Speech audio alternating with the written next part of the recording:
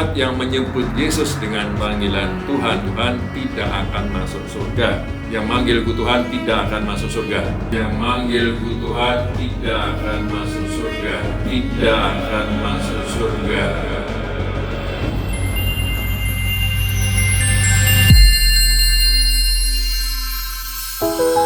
Assalamualaikum warahmatullahi wabarakatuh. Alhamdulillahirabbil alamin, wassalatu wassalamu ala Rasulillah Sayyidina wa Maulana Habibina Muhammad sallallahu alaihi wasallam.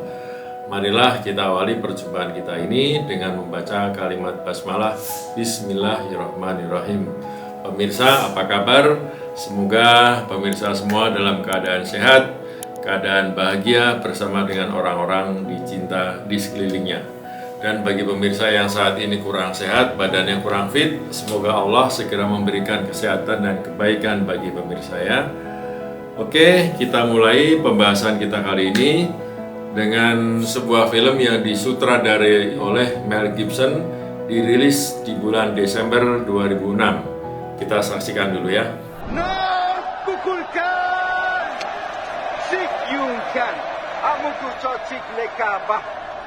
Jete lupetik, tuksale, patnaisi kawol, utial dilalamu, utial usap malotas kluma, mentone, tanbet kasut, ipasel, jete lagi kere, kakasisi kluma, tusho kibak dunob.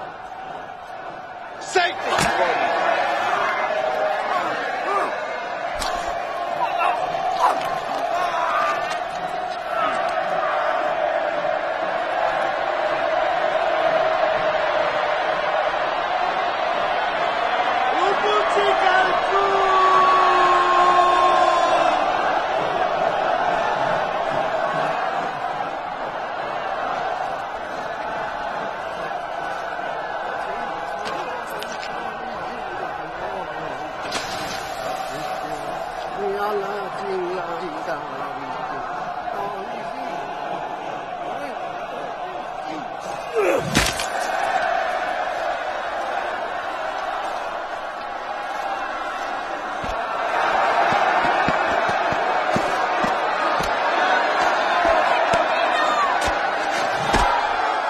Ya, itulah Apokalipto, sebuah film box office dengan tokoh utamanya bernama Jaguar Paw. Film ini memotret tradisi suku Maya yang gemar mempersembahkan nyawa manusia demi untuk memuaskan dewa-dewanya. Itu menjadi salah satu contoh ibroh ya, atau pelajaran bagi kita.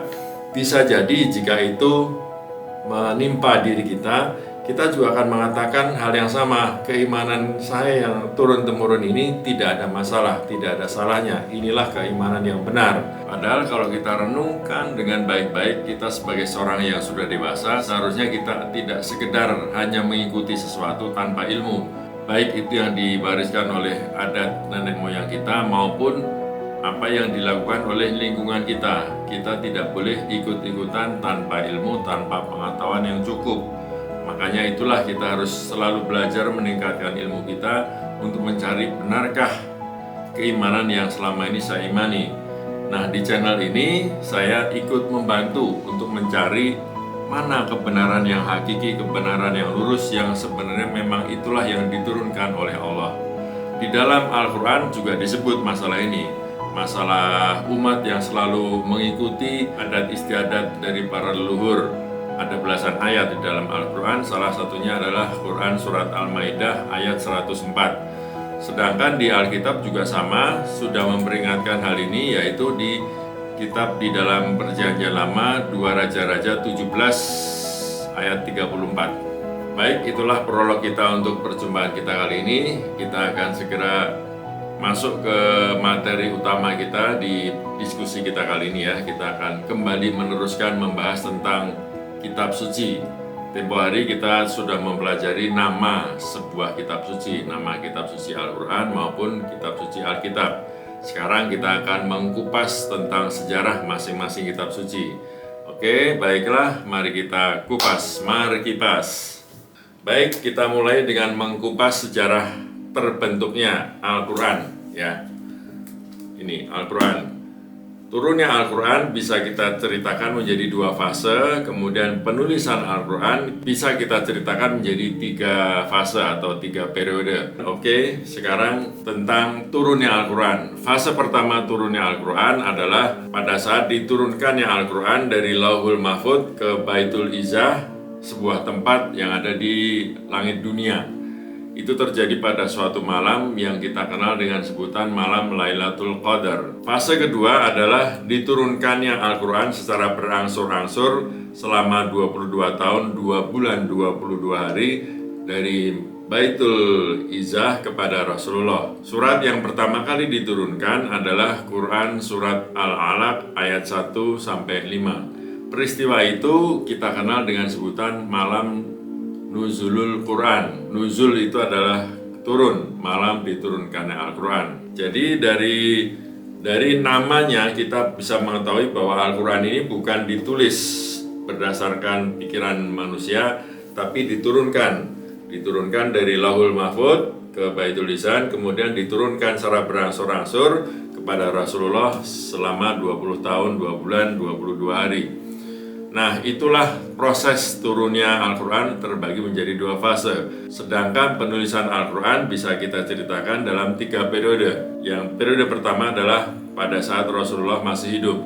Pada saat Al-Quran diturunkan ayat demi ayat kepada Rasulullah, Malaikat Jibril sekaligus mengajarkan apa makna dari ayat yang diturunkan tersebut.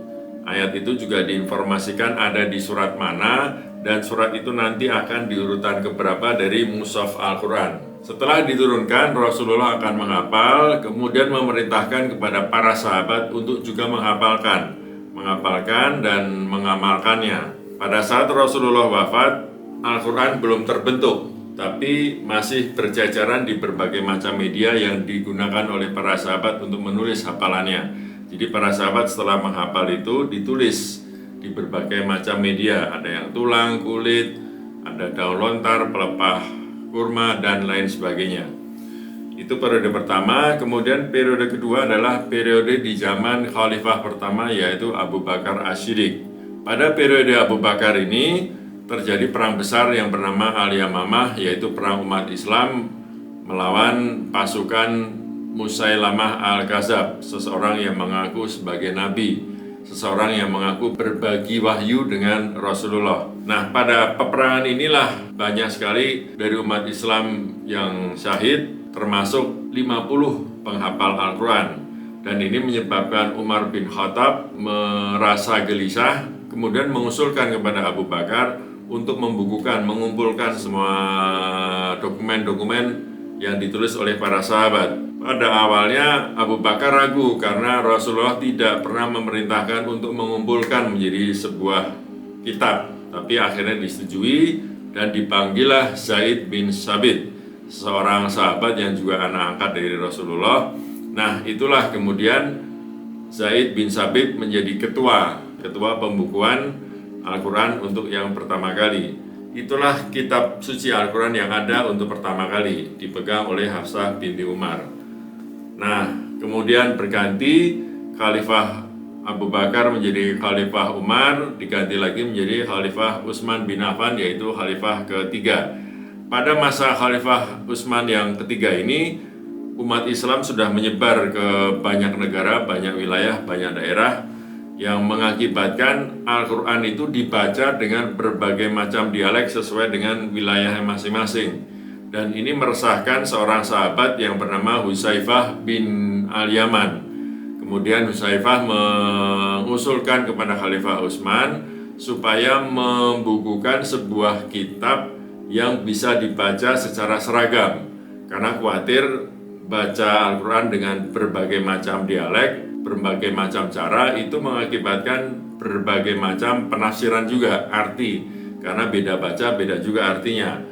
Kemudian Utsman bin Affan setuju, kemudian Khalifah Utsman meminjam kitab Al-Quran yang pertama kali disusun waktu itu dari Hafsah binti Umar. Setelah dipinjam, kemudian dikopi, diulang, ditulis dengan dibubui harokat atau tanda baca seperti hamzah, sukun, domah, ya itu semacam itu. Akhirnya pada masa Utsman itulah terbentuklah sebuah kitab Al-Quran untuk yang pertama kali lengkap dengan harokatnya. Kemudian diperbanyak 6 kitab, yang satu yang asli dikembalikan kepada Hafsah, yang satu dipegang oleh Utsman, yang 5 kemudian disebar ke berbagai macam daerah untuk kemudian mereka perbanyak juga. Itulah pertama kali kitab Al-Quran dibentuk di masa Khalifah Utsman, sehingga mushaf atau kitab Al-Quran yang ini sering disebut sebagai Mushaf Utsmani. Baik pemirsa, marilah kita lanjutkan kembali kajian kita kali ini. Kalau tadi kita sudah mengkaji tentang sejarah Al-Quranul Karim, sekarang kita akan mengkaji sejarah Alkitab. Kalau kita bicara tentang sejarah Alkitab, terus terang saya menemui kesulitan untuk menjelaskan secara ringkas dan padat, terang benderang. Sulit. Saya mencoba untuk berpikir bagaimana menjelaskan dalam waktu singkat, tetap saya nggak bisa. Jadi akhirnya saya putuskan, untuk episode kali ini saya akan membahas Perjanjian Lama. Perjanjian Baru nanti kita bahas di lain waktu, di episode berikutnya. Dan sebelum kita mulai, saya ingin menyampaikan dulu apa definisi dari Alkitab. Alkitab adalah kumpulan kitab suci yang berbahasa Indonesia atau berbahasa Melayu yang diilhami oleh Allah dan ditulis berdasarkan dari bimbingan atau pengawasan Roh Kudus.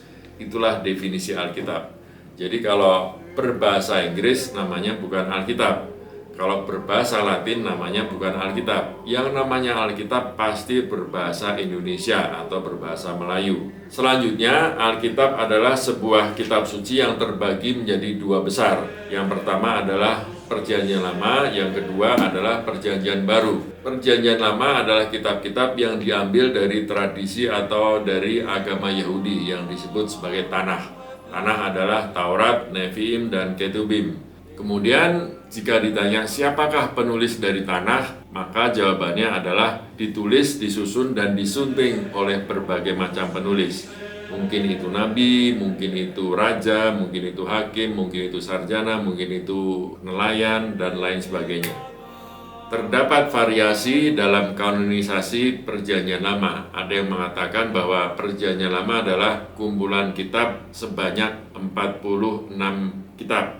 Tapi ada juga versi lain yang mengatakan Alkitab Perjanjian Lama terdiri dari 39 kitab. Lalu kapan Perjanjian Lama ini ditulis? Jadi baru pada abad ketiga Masehi kanonisasi Alkitab Perjanjian Lama itu dilakukan. Bahkan ada yang mengatakan setelah itu. Siapa sebenarnya penulis Perjanjian Lama? Berdasarkan data sejarah tidak ada yang bisa memastikan siapa penulisnya. Tetapi penulis atau pengarangnya menggunakan nama orang-orang atau nabi-nabi atau raja-raja.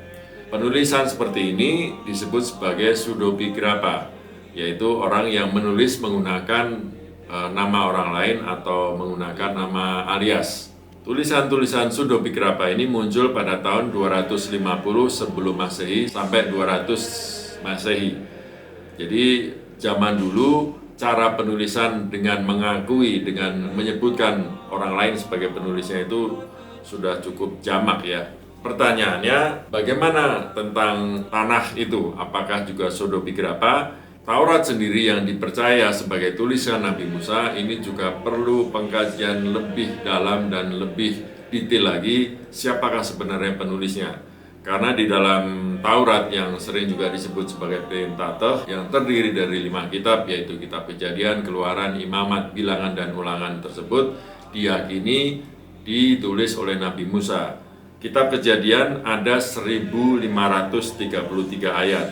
Kitab Keluaran ada 1213 ayat. Kitab Imamat ada 1157 ayat. Kitab Bilangan ada 1288 ayat. Dan kitab Ulangan ada 959 ayat. Jadi total dalam Taurat itu terdapat 6.150 ayat. Kita tidak bisa membayangkan apakah 6.000 ayat lebih itu ditulis oleh Nabi Musa. Tentang asal-usul dan penulisan Taurat, di sini disebutkan ada pendapat tradisional dan pendapat kritis. Yang pendapat tradisional mengatakan bahwa Nabi Musa sebagai penulis yang sebenarnya. Menurut tradisi, penulis Taurat adalah Nabi Musa di bawah inspirasi Allah. Kemudian penulisan langsung. Diyakini bahwa Nabi Musa menulis Taurat secara langsung tanpa perantara. Itu pendapat tradisional.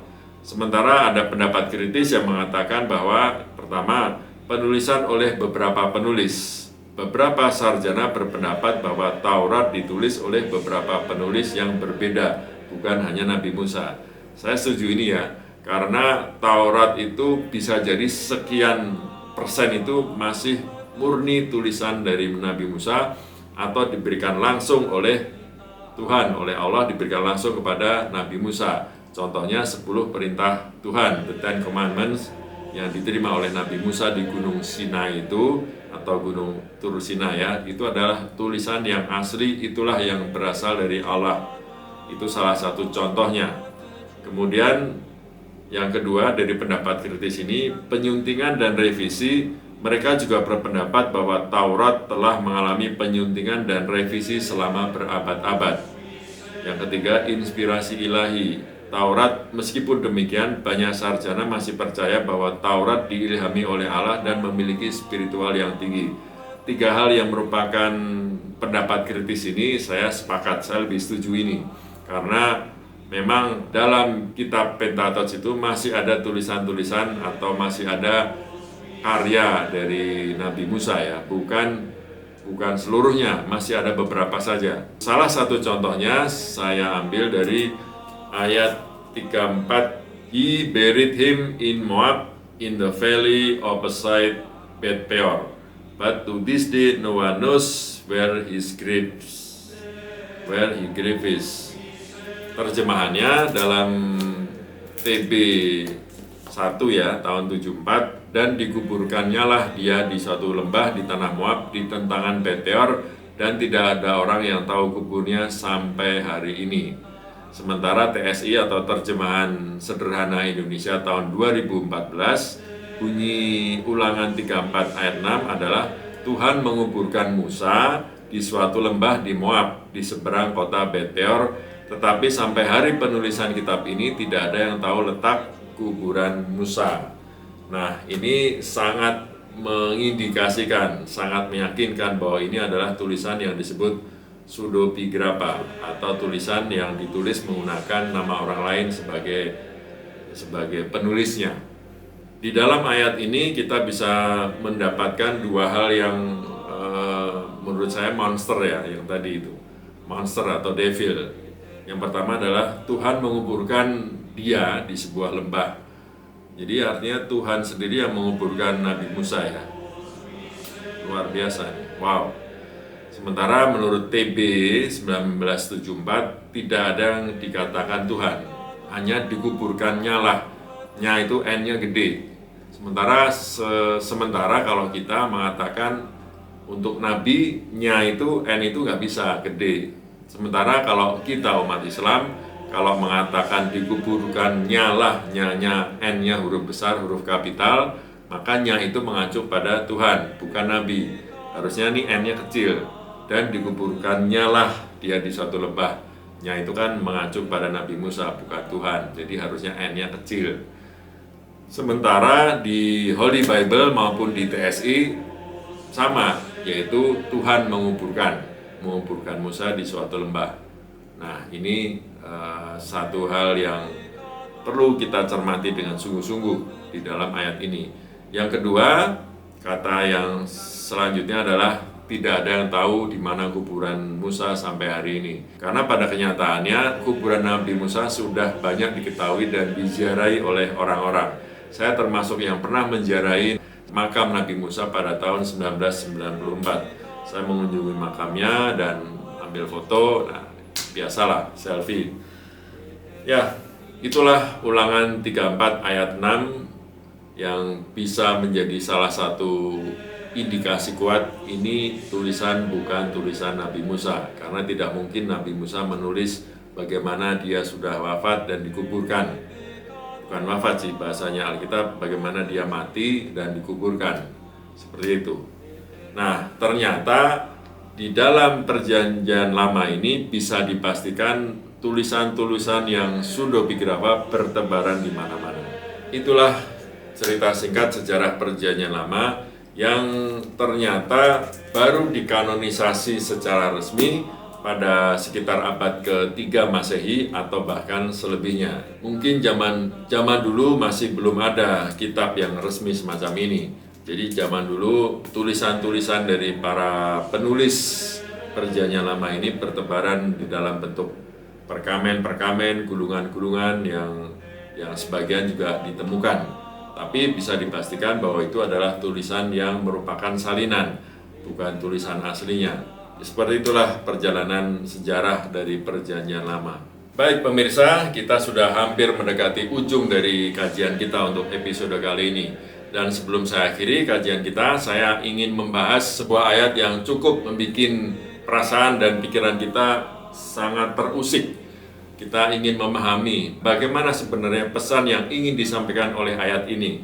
Ayat ini adalah dari Injil Matius pasal 7 ayat 21, yang isinya adalah, bukan setiap orang yang berseru kepadaku Tuhan, Tuhan akan masuk ke dalam kerajaan surga, melainkan dia yang melakukan kehendak Bapakku yang di surga. Di sini ada dua poin penting. Yang pertama adalah orang-orang yang memanggil Yesus dengan sebutan atau panggilan Tuhan, Tuhan akan masuk ke dalam surga. Itu poin pertama. Yang kedua adalah melakukan kehendak Allah, kehendak Bapaknya Yesus yang di surga.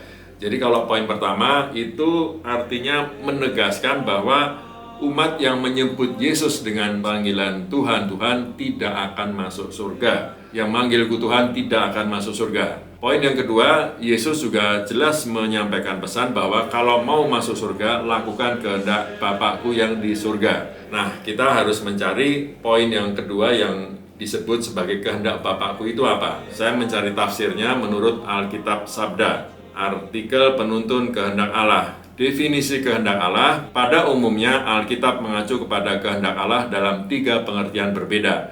Yang pertama, beberapa nas kehendak Allah adalah cara lain untuk mengatakan Taurat Allah. Jadi kalau mau menyebut kehendak Allah ya sebut saja Taurat Allah. Atau kalau mengatakan Taurat berarti mengatakan itulah kehendak Allah. Itu yang pertama. Poin yang kedua, kehendak Allah juga dipakai untuk menyebutkan segala sesuatu yang diingini Allah secara jelas. Kehendak ini dapat disebut kehendak Allah yang sempurna. Yang kedua, yang ketiga, akhirnya kehendak Allah dapat mengacu kepada apa yang diizinkan atau dibiarkan terjadi oleh Allah. Jadi 3 poin ini adalah maksud dari kata-kata kehendak Allah. Kita lihat yang pertama, Taurat Allah adalah kehendak Allah juga. Hal ini sejalan dengan sebuah ayat di dalam perjanjian lama, yaitu Mazmur pasal 40 ayat 8. Saya bacakan isinya. Aku suka melakukan kehendakmu. Mu, M-nya huruf kapital, mu-nya besar. Aku suka melakukan kehendakmu, ya Allahku. Tauratmu ada dalam dadaku. Maknanya sangat jelas bahwa dia ini suka melakukan kehendakmu yang merupakan juga Taurat. Kehendakmu itu sudah ada di dalam dadaku. Itu juga sebuah ayat yang sebenarnya tidak multitafsir, tafsirnya sangat jelas. Lalu kita harus melihat dulu Taurat Allah ini seperti apa.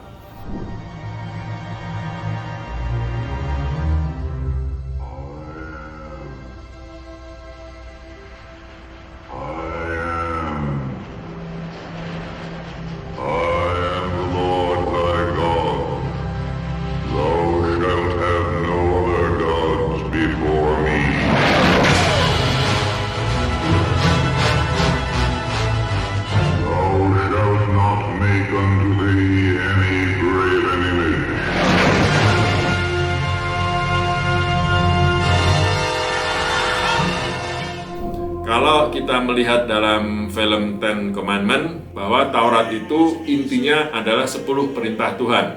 Yang pertama adalah jangan ada padamu Allah lain di hadapanku. Yang kedua, jangan membuat patung yang menyerupai apapun, baik yang di langit, menyerupai yang di bumi, atau yang di dalam bumi, atau di dalam air. Yang ketiga, jangan menyebut nama Tuhan Allahmu dengan sembarangan. Yang keempat, ingat dan kuduskanlah hari Sabat. Yang kelima, hormati ayah dan ibumu. Keenam, jangan membunuh. Ketujuh, jangan berzina. Kedelapan, jangan mencuri. Kesembilan, jangan bersaksi dusta terhadap sesamamu. Dan yang kesepuluh adalah jangan mengingini rumah atau apapun milik sesamamu. Ini adalah 10 perintah yang sangat jelas, perintah dari Allah yang waktu itu dituliskan langsung untuk Nabi Musa di Gunung Sinai atau di Gunung Tur Sina. Nah, inilah 10 ini minimal yang harus dilakukan jika ingin masuk ke dalam kerajaan Allah. Itu adalah tafsir atas kehendak Allah atau kehendak Bapaknya Yesus yang ada di surga. Oleh umat Kristiani, ayat ke-21 dari Matius 7 ini harus dibaca secara kontekstual. Harus dibaca dari mulai ayat ke-15, yaitu Matius 7 ayat 15 yang berbunyi, "Waspadalah terhadap nabi-nabi palsu yang datang kepadamu dengan menyamar seperti domba, tetapi di baliknya ada serigala yang buas." Artinya bahwa ayat ke-21 dari Matius pasal 7 tadi tidak ditujukan untuk seluruh umat Kristen, tapi ditujukan kepada murid-murid Yesus yang waktu itu diperingatkan oleh Yesus akan bahaya datangnya nabi-nabi palsu. Jadi pada waktu itu memang Yesus sedang memberi pengajaran kepada murid-muridnya dan berpesan hati-hati terhadap nabi-nabi palsu. Tidak setiap orang yang memanggilku Tuhan akan masuk surga. Nah, itu seperti itu. Di kalimat berikutnya yang harusnya juga lebih dipahami, melainkan dia yang melakukan kehendak Bapakku di surga. Mengaku nabi, mengaku rasul, mengaku pendeta, mengaku pastor, dan mereka semua memanggilku dengan kata Tuhan, Tuhan, jangan dipercaya. Lihat saja buahnya. Nah, buah di sini apa? Buah ini adalah jika dia melakukan kehendak Bapakku, pasti akan buahnya baik. Ayat ini jelas Yesus berpesan kepada semuanya yang memanggil Yesus dengan sebutan Tuhan. Tidak ada kata-kata yang mengartikan bahwa pesan ini hanya untuk muridku agar waspada terhadap kedatangan nabi-nabi palsu. Tidak seperti itu. Nah, kembali lagi ke intinya. Ke intinya adalah kehendak Allah. Kalau tadi saya menafsirkan berdasarkan dari tafsiran Alkitab Sabda, umat Kristiani juga menafsirkan dengan cara yang berbeda. Kehendak Allah adalah kehendak yang tercantum di dalam Yohanes 6 ayat 29.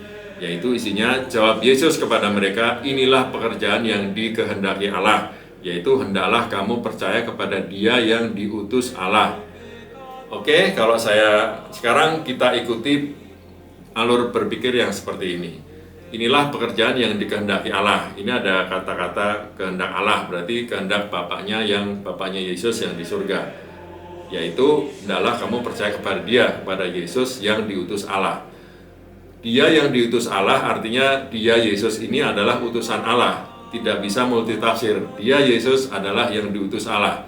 Utusan dalam bahasa Arab kita sebut sebagai Rasul. Jadi kalau Yesus utusan Allah, maka bahasa Arabnya Yesus Rasulullah.